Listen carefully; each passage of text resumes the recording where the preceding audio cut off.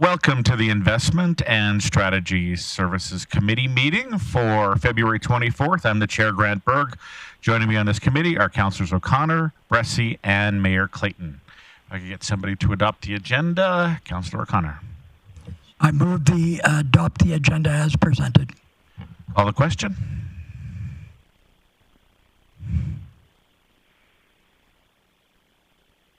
And that carries unanimously. Moving along to reports, service area update. Joining us today is Director Bieberdorf. Thank you, Chair Berg. For Community Connections, engagement staff attended the Family Day event at Eastlink Centre and engaged with 77 residents on topics related to the recreation and culture strategy, which will be coming back with an update to committee in the next quarter. The Sport Excellence Awards were just announced, and Event of the Year nomination was the 2025 Special Olympics Grande Prairie Summer Games, and that event takes place on March 27th, and tickets go on sale soon. For Invest Grande Prairie, the Invest GP team hosted a residential construction and housing mixer on February 12th, where 70 individuals joined council to discuss priorities related to residential growth, housing supply, and the future of development in our community. For communications, they just announced the keynote speaker for the Women of Influence Awards. That's Deborah Kasowski, and tickets are on sale now at cityofgp.com/WOI. For snow removal, they have resumed daily updates and text reminders for snow updates with the latest round of residential clearing. And in legislative and executive services, planning is underway for an evening with Grande Prairie happening this week, and State of the City taking place on March 31st, with ticket sales opening in March. And lastly, election wrap-up continues with final candidate campaign disclosures due by March 2nd. Thank you. Thank you, Ms. Bieberdorf. Any questions from the committee? Not seeing any. Moving on to item 4.2, the 2025 grant applications. Once again, Ms. Bieberdorf. Thank you, Chair Berg. Ms. Pinnick and Ms. McLeod are here to update on the 2025 grant applications submitted. All right, ladies, anytime you're ready.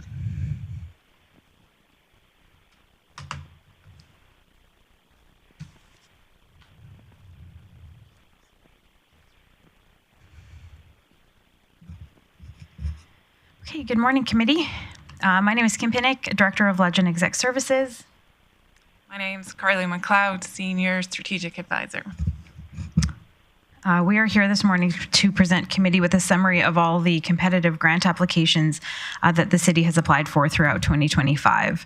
We have had some changes in our grant portfolio in terms of staffing this past fall, and Ms. McLeod is taking over management of that file, and we have hired a new grants coordinator that is starting shortly in March. So on page 2 of the report, you will see in 2025 that we submitted 64 competitive grant applications. Each year, any grant applications that we don't receive confirmation for funding or denial roll forward to the next year and get counted in that total. So we had 21 outstanding at the end of 2024 that rolled forward into 2025.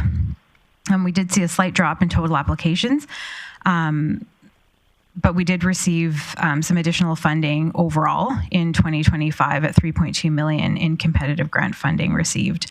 Additionally, the city received just over $28 million in non-competitive grants through streams such as LGFF, FCSS, and CCBF, to name a few. Each of those dollars reduces the total tax burden on city residents and allows the city to build infrastructure and enhance programs and services that foster a more resilient and vibrant community. Over the past several years, we've applied for and been funded for social programming, including youth events, mental health and addiction services, projects that strengthen our resilience to wildfire, environmental hazards, and support beautification, specifically vegetation management, drought mitigation, and tree replacement and beautification. Council had previously asked us to provide some information on how we stack up to other communities and jurisdictions. It's a bit of a difficult ask. We did take a look at it, but each municipality is applying for different grants depending on what their community needs at any given point in time. Some grant applications only allow you to apply once within their cycle. So if you've applied 1 year, you might not apply the next year again. And some are only available during specific timeframes. So if you don't have a shovel-ready project, you may not apply. So it's a little bit difficult for us to compare to other jurisdictions. So while we don't make direct comparisons on how we're doing, we do evaluate ourselves regularly. And in our analysis, we found that of the grants that we had applied for this past year, On average, we received 80% of what we'd asked for. 65 to 70% of our grants, we got 100% of what we asked for. And then there were a couple of big ones where we didn't receive as much. So we asked for 400,000 and only got 35. So that kind of skews the numbers a little bit, which is why we're reporting it a little bit differently here. We also did pull a few comparative grants that we didn't get funded for and just look at what other communities did receive. So LGSG, the Local Growth and Sustainability Grant, we'd asked for $2.1 million for an integrated emergency communication center. A lot of that funding that was funneled through that grant stream went to bigger water and wastewater projects in Lethbridge and Okotoks. So few communities received funding for things like that. And then drought and flood mitigation was a big one that we had applied for in partnership with Aquaterra, and we weren't funded on that. But we are working with the funders to understand how we can improve our applications. A lot of smaller projects were funded through that stream. And with that, we're happy to take any specific questions council may have on the specific grants. Thank you. All right. Any questions? Councillor Bressie. Great. Thank you. Appreciate the report. Appreciate the work that's going into reducing our tax burden by being aggressive on these, chasing them. So thank you. I'm curious if we've got any process or policy in place or philosophy used in terms of what grant funders we publicly thank and how we thank them and give them recognition. Ms. Pinnock? CEO Burke. The practice has been it is a common term required in funding agreements. So on those we are. Other ones, if it's not required, I'd say it depends on the scale of the project. But there have been a few even recently where if it's a term of condition for funding that we do, but we don't do all. I guess just a comment on that, and it's not just for the city. I'm making it all municipalities right now, but I'd love us to get a little bit better at thanking and recognizing specific projects under the Community Building Fund and under LGFF, where those are our biggest grants that often feels like we as municipalities kind of take them for granted. In some ways we should, because that funding should be there, and in fact it should be bigger, but also we're receiving large sums from other orders of government that are accountable with that money. And I think they deserve the right to have our help telling the people they represent how they're investing their money. But also I think that makes our sector's advocacy asks would be a lot stronger if we did a better job of giving other orders of government credit for where they're coming in. So I'd personally love to see us, I know we do recognize those, but I'd love to see us do a little bit better on that personally. CEO Burke. Let me take that away, and if there's something we can do to enhance that's a good suggestion from committee. All right, thank you. Any more questions? Okay, I've got a couple. How do we determine what grants we apply for and what we bypass? Through the chair. Some of it depends on what is approved or notionally approved through council's budget process. Departments will identify projects that are currently underway, and we'll look at matching funding to those projects that we have. There's a number of different factors that kind of go into that, but lots of those grant applications do require the municipality to put in matching funding, whether that's 50% matching or 30% or other, and then other grants are purely you apply for a certain amount of funding, and then if you're successful, you get that full funding pot. So there are a few different pieces that kind of play into whether or not we would go after a project or grant at a certain time. Okay, thank you. CEO Burke. And sorry, one thing I would add is that philosophy we do have is we prioritize funding for things we're going to do anyway, and that goes back to lowering the tax burden for residents. If it is something that is going to cost us money in the matching part for something that wasn't in our long-term plan, then those are ones that we likely avoid, as free money isn't always free if you have to contribute. So that is a lens on particularly the larger scale ones that do come to CLT for discussion about whether this is replacing tax dollars or is going to cost us something. And so whether we're going to do it or not is a big test for that. Yeah, thank you, Mayor Clayton. On a similar vein, are there any items in here that we were unsuccessful in grant, but then in turn were funded by council through other forms of, through other funding streams? CEO Burke? I'm not aware. I'd have to take another look at that. I'm just not aware. I'd have to take another look. Would you put them on the list though? Or would you, if the project got funded through a different funding stream, would they not even make this list? CEO Burke? And again, this goes to, it probably would have, just thinking, it probably would have been the inverse. It's something we were going to do through our budget that we were able to secure, that we were going to do anyway, that was funded through council's approved budget, and that we received a grant for something. Those would be on there, but they would have been the inverse. So replace tax dollars, if I'm thinking through this. Mayor Clayton? Good, thanks. The narrative is equally important in my opinion. I appreciate like the request description, but if there are grants that you think that we should have been high on the list of recipients or should have been prioritized, additional context I think is valuable to council in our advocacy priorities. It doesn't necessarily need to be in a report like this. It could be in an update at a CCW through advocacy. It could tie through that way, but I think if there are ones that we're quite surprised we didn't receive or we assumed that we would receive and didn't, I think that's a valuable information during our advocacy session at CCW. Thanks. Thanks, Mayor Clayton. And I just want to comment on CEO Burke's reply. I find that reassuring that we go after things that we're already going to do, because I have found in the past when you receive a partial grant on something that you hadn't specifically planned for, it kind of traps you into doing that project and coming up with the dollars that were unbudgeted. So I appreciate the approach that we're taking on these projects. So thank you. Any other questions, comments? Not seeing any. Can I get somebody to make a motion? Councillor Bressie. Yeah, happy to move the committee accept this report for information. Call the question.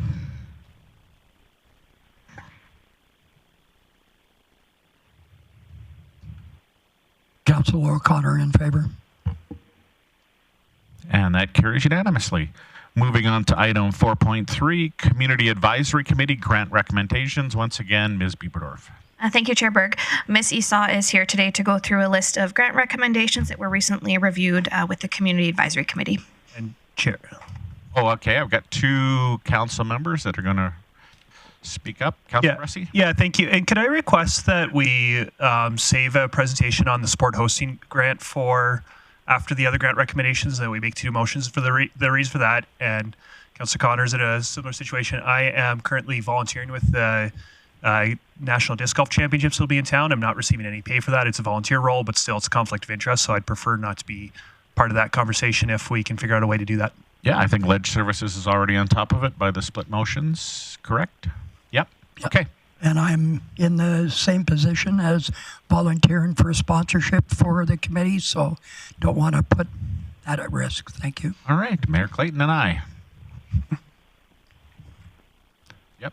I'd still love to be part of the other grant conversations, though, that aren't the sport hosting. Okay, so we're going to do that one after then. If the chair would permit, or chair permits, yes. Okay, just by what I'm seeing here. Okay, it's changed now. Thank you. So yeah, we'll go to the report with Ms. Esau. Thank you, Chair Berg. Good morning. Today, we are seeking approval for the 2026 grant allocations as recommended by the Community Advisory Committee for Pursuit of Excellence, Arts and Culture, and the Sport Hosting Stream. The Pursuit of Excellence Fund is designed to provide assistance to athletes, coaches, and sport organizations in the region to achieve excellence in their chosen sport. Priority was given to coaches' international qualification-based events and athlete development. Applications not meeting criteria, such as invitational events without a qualifying pathway, were not recommended, ensuring fairness and policy adherence. Speed skating has utilized the highest portion of the fund at 15%, followed by Wapiti Kayaking Club at 8%. All other sports remain below 5%, reflecting a balanced distribution of funds. And continued compliance with the 20% per sport funding cap. Arts and culture funding supports the development of local artists, festivals, and community cultural initiatives. Due to increased applications, strong demonstrated community impact, and no applications being received during the second intake in 2025, the full $90,000 festival funding is recommended for allocation. Adjustments were applied consistently, balancing long-standing events with emerging initiatives while maintaining the 50% maximum funding cap per event. Sport hosting grants support small and large-scale events that bring visitors, volunteers, and measurable economic impact to Grande Prairie. Priority was given to large-scale events, recognizing the significant economic and social return generated through sport tourism. Ice curling has utilized the full allocation per sport at 20%, followed by wrestling and disc golf at 16%, biathlon at 10%, and all other sports remain below 2%. If approved, the remaining balances will be as follows. Festival funding will be fully allocated. Operational and performance group funding will have $10,000 remaining.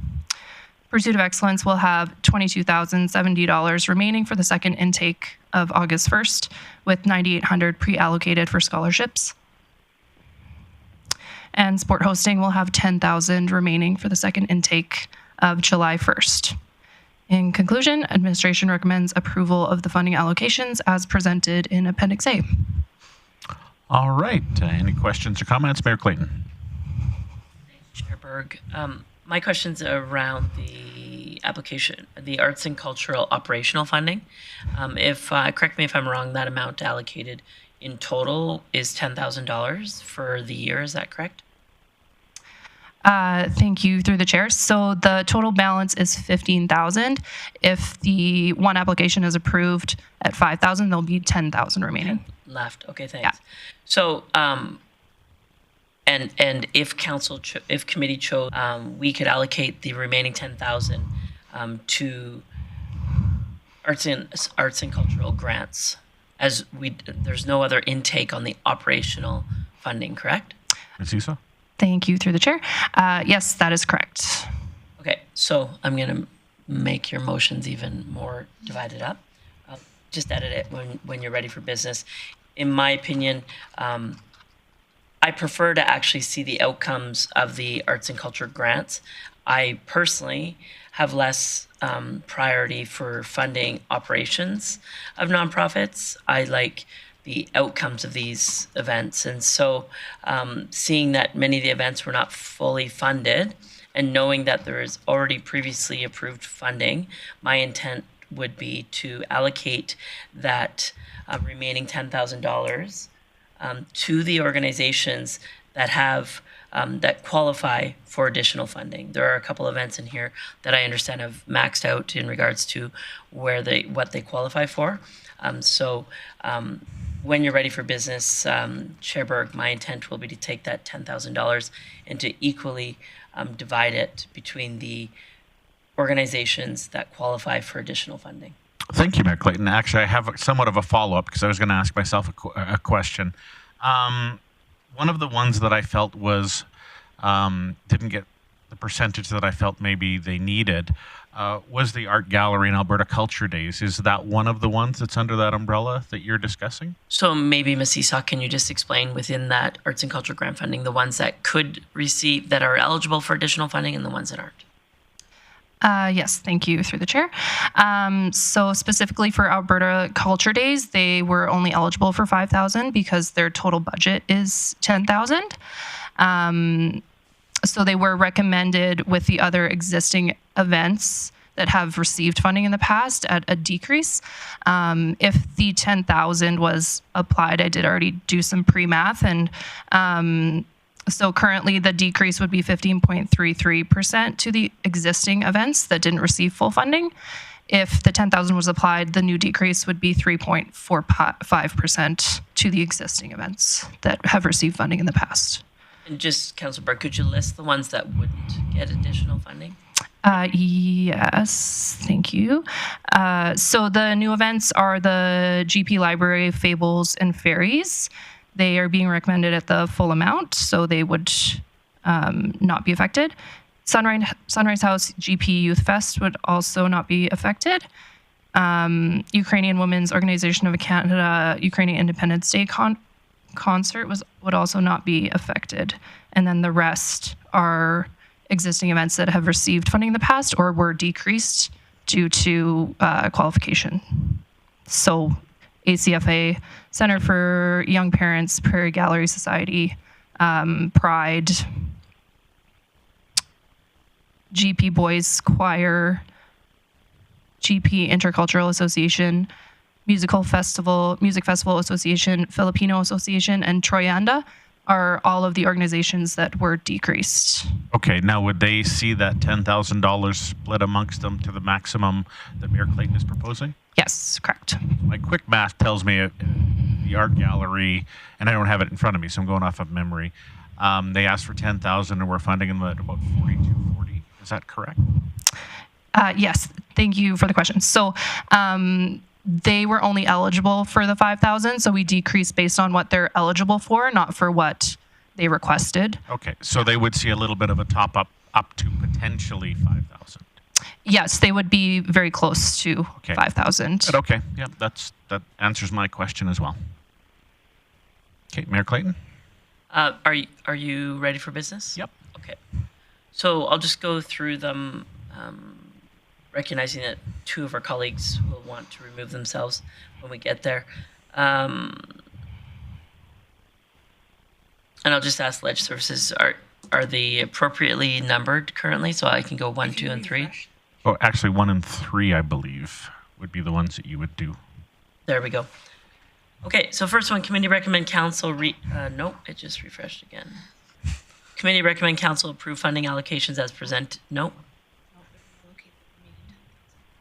So number 3. So I'll go to number 2. Committee recommend council reallocate the remaining 10,000 in arts and culture operational funding to the organizations that qualify for additional arts and cultural festival funding. Speaking to this, we have incredible nonprofit organizations led by volunteers in our community that output events every single day to richen our cultural amenities and offerings. And I think that they work very hard, and knowing that these are organizations that the city doesn't have to put manpower towards, in many instances, these are events that provide diversity and opportunity for our residents to experience different offerings. I think these events should be fully utilized, knowing that there were so many this year that we weren't able to fully allocate the requests, and knowing that there was already budgeted money that could be allocated. I think that this is a great way for us to not spend more money overall, but however, make sure that our events continue to be strong within our community. And I encourage committee to support this, and look forward to it going to council for consideration. Yeah, thank you, Mayor Clayton. Call the question.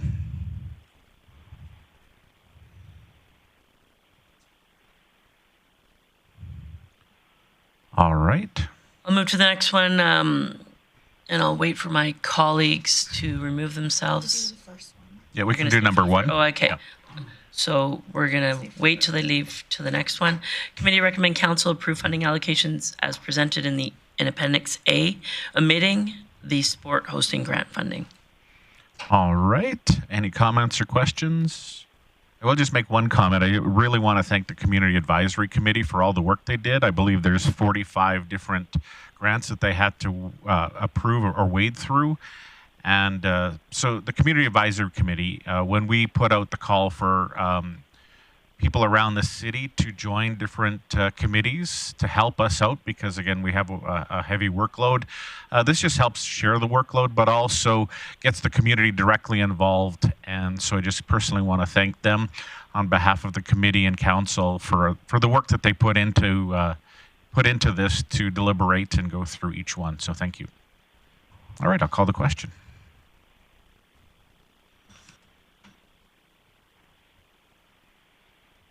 And that carries unanimously. And now we're going to have 2 members of the committee recuse themselves. So it's Mayor Clayton and I.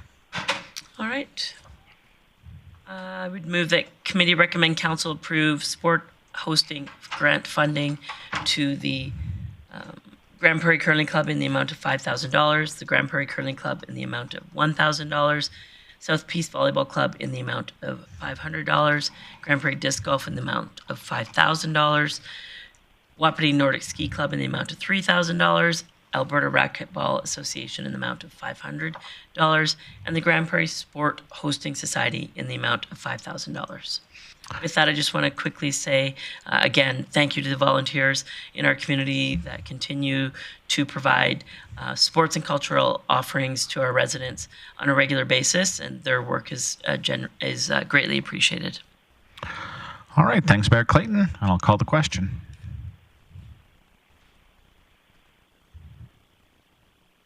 And that motion carries, and we will wait for the other two councillors to rejoin us in chambers.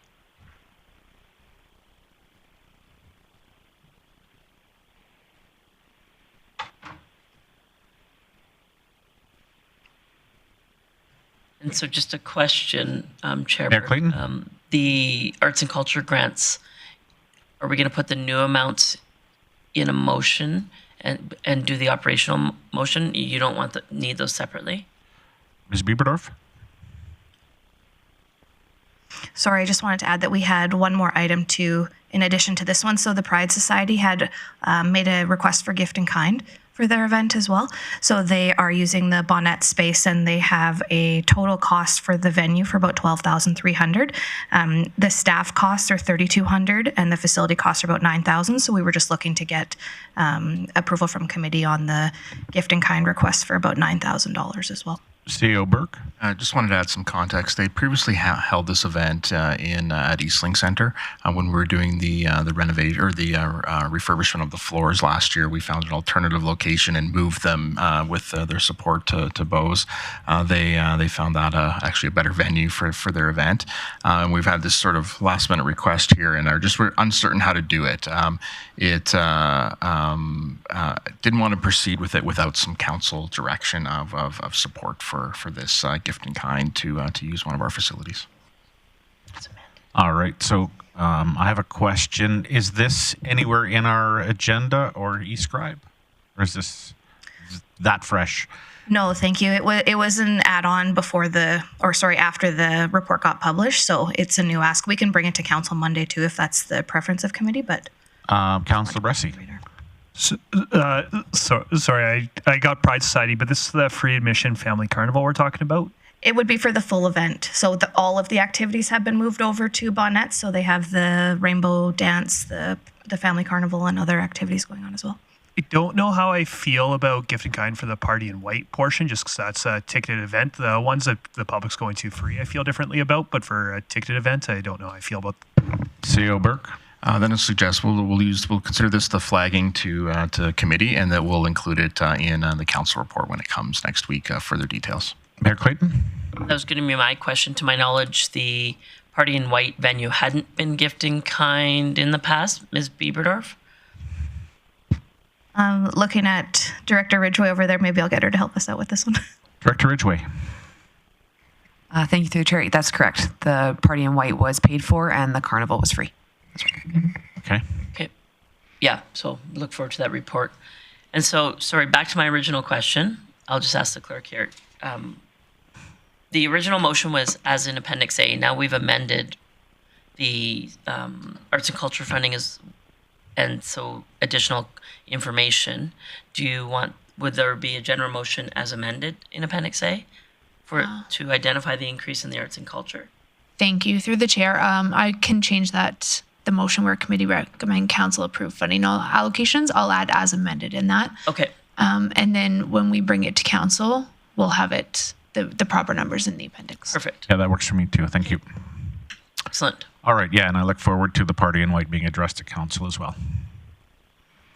All right, moving on to what I believe is outstanding items list. So, Director Bieberdorf. Thank you, Chair Berg. We can remove item 1391, the Vandalism Recovery and Prevention Program, as it was presented at council last week. Okay, thank you. And Councillor O'Connor. Thank you, Chair Berg. I'd like to move committee receive the February 24th outstanding items list as amended for information. All right, I'll call the question.